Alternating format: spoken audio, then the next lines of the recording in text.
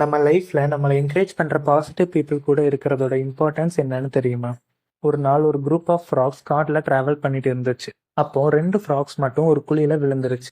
உடனே மற்ற ஃப்ராக்ஸ்லாம் அந்த குழியை சுத்தி பார்க்கும்போது அந்த குழி ரொம்ப பெருசா ஆழமா இருக்குது. குழியில இருக்கிற 2 ஃப்ராக்ஸும் ஜம்ப் பண்ணி மேலே ஏற ட்ரை பண்ணுது. ஆனா வெளியே வர முடியல. அப்போ மேலே இருக்கிற ஃப்ராக்ஸ்லாம் உங்களால மேலே வர முடியாது, ட்ரை பண்றதை நிப்பாட்டிட்டு டை வித்தவுட் பெயின்னு சொல்லுதுங்க.